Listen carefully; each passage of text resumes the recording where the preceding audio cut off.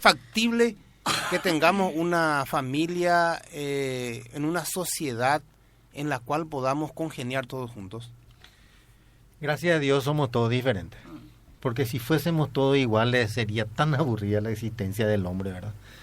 Yo creo en la diversidad, ¿verdad? Yo creo en la diversidad respetuosa, por supuesto, donde cada uno podamos nosotros explayar nuestras ideas, ¿verdad?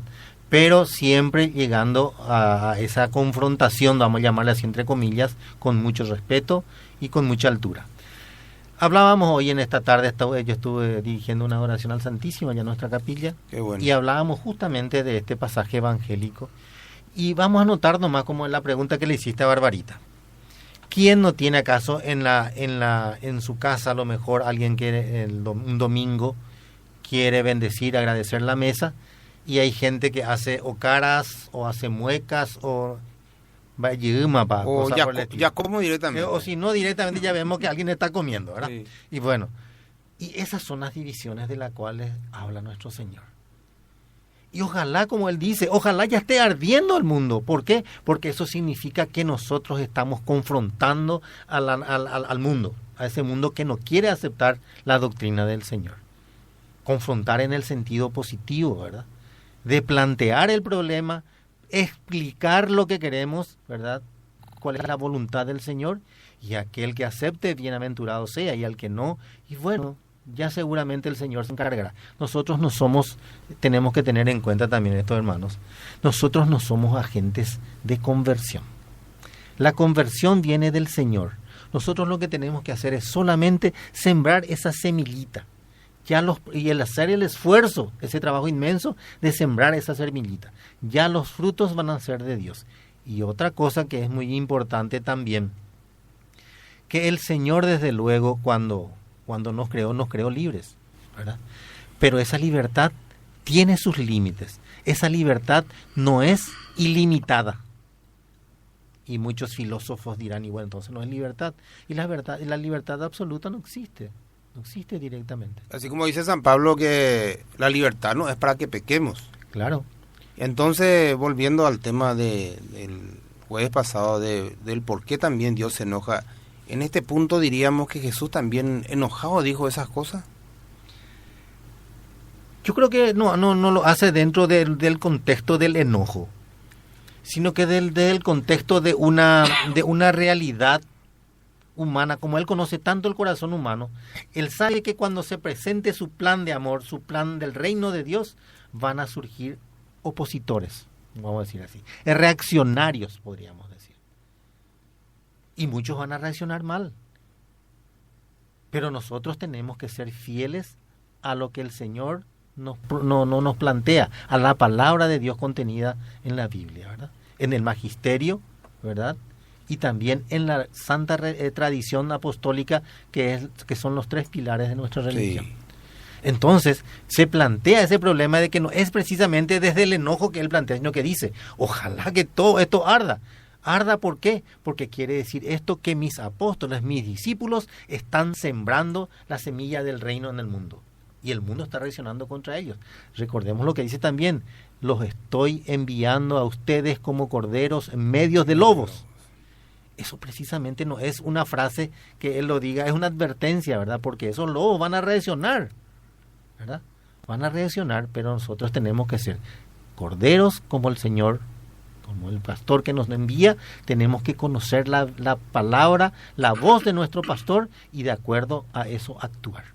O sea que nosotros los católicos, por ejemplo, hermano Ramón, Bárbara, profesor Rolando, tenemos una definición en nuestras vidas en cuanto a la fe católica. No podemos nosotros opinar por opinar, hablar por hablar, sin conocer los documentos de la Iglesia, sin guiarnos del magisterio, de la tradición apostólica y de lo que dice realmente la cabeza, que es el Papa, ¿verdad? Que ahora está en reunión en el sínodo de los obispos, que es muy, digamos, difícil ese tema.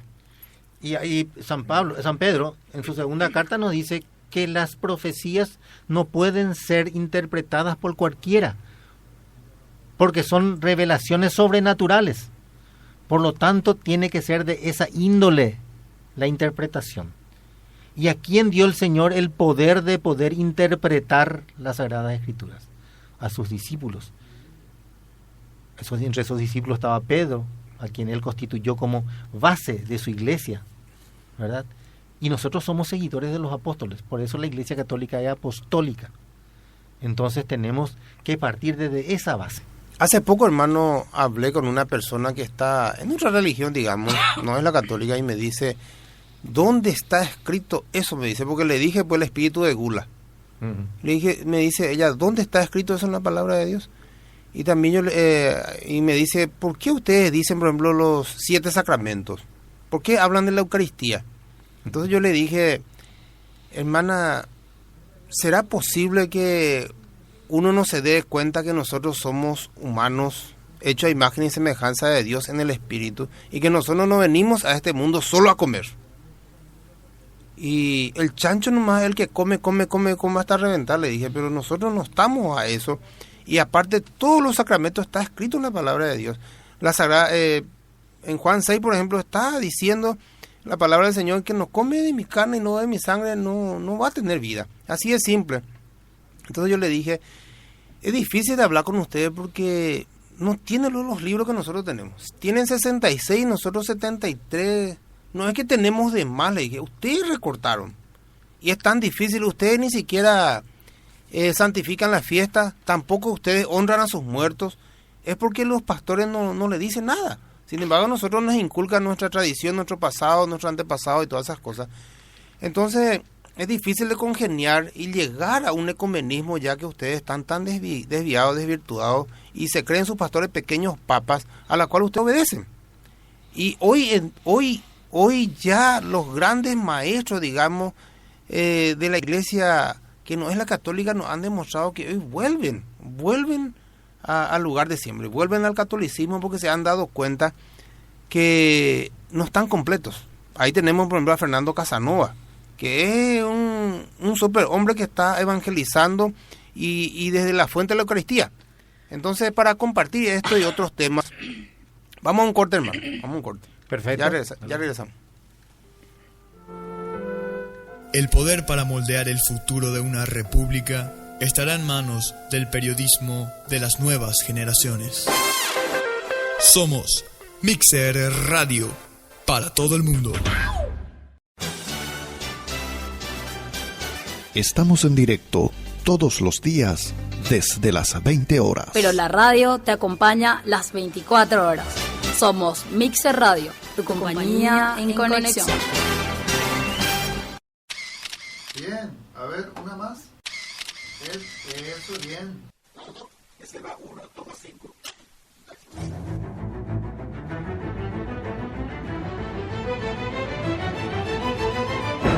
En los talleres de Mixer Creativa, tus proyectos audiovisuales están en buenas manos.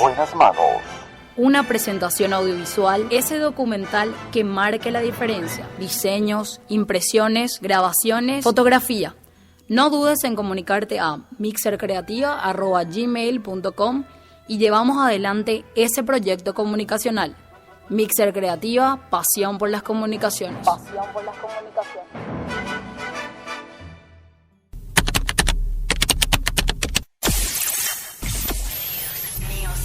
Desde la página de Spreaker.com, para todo el mundo.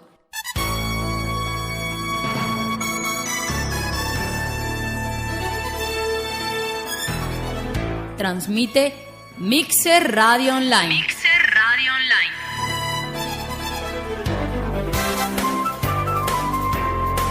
Baja la aplicación del Play Store Spreaker.com y escúchanos desde tu smartphone. Somos Mixer Radio, tu compañía en conexión. Este programa es presentado por Corporación Mixer Creativa, pasión por los audiovisuales.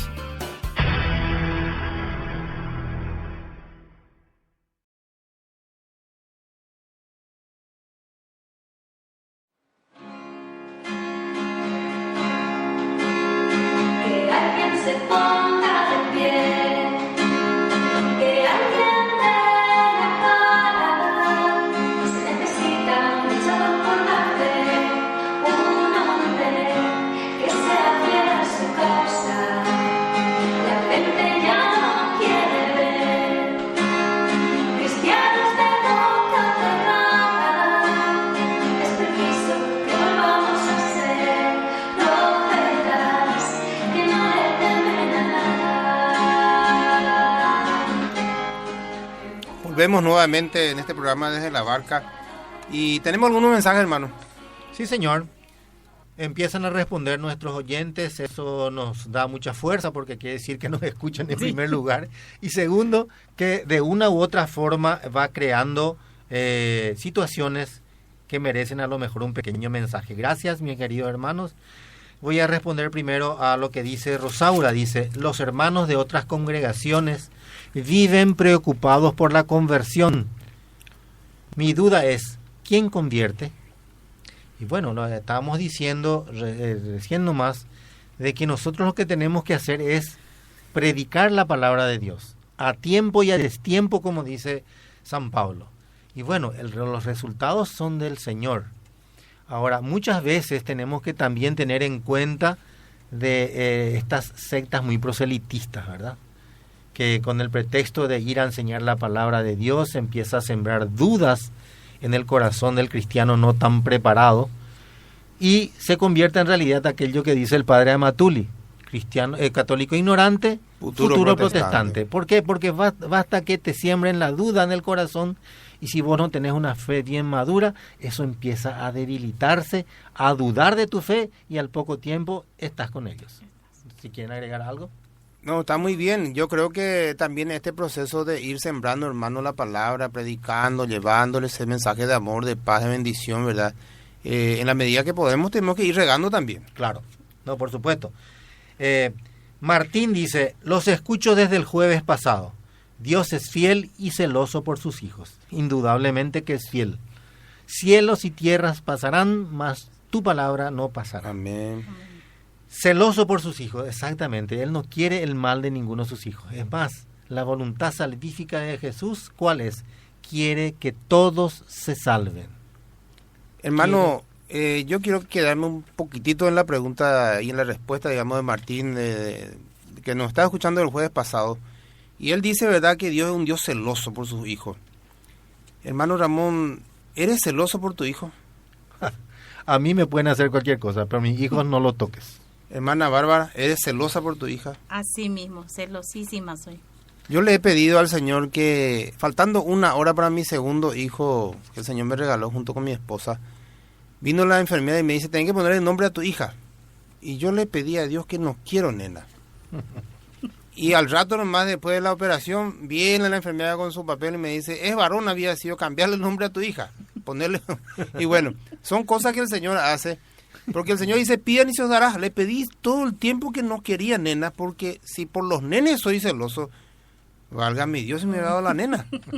Entonces, al tema del jueves pasado, hermano, si Dios es un Dios celoso, y en el Génesis nos narra que Él hizo la creación, y nos hizo varón y mujer, ¿qué harías, hermano? ¿Qué harías, hermana Bárbara? Si tu hijo un día te dice, hermano Ramón, papá, yo quiero presentarte a mi novia o a mi novio, y te trae un hombre. Y a vos, Bárbara, también, si tu hija te dice, mamá, esta es la mujer que me gusta, y te presenta, ¿cuál sería la reacción? Yo les pregunto a ustedes, para compartir. En un principio, yo creo que sería... Porque perdón hermano, hablaste de las diferencias que tenemos, y hablamos hoy de la palabra de las divisiones que Jesús viene a poner. Hablamos de fuego, hablamos de tantas cosas. Entonces, relacionándonos de la familia, todos somos hijos de Dios. Si tu reacción sería compatible con la de Dios. Bueno, me hablaste de reacción. Las reacciones no todas las veces son racionales. Vamos a partir de ahí. Somos seres humanos, por lo tanto, regidos también por... Bueno, en un principio seguramente va a querer ser violenta. Pero el Señor también nos da la mente para que podamos controlar esas reacciones. Seguramente voy a empezar a plantear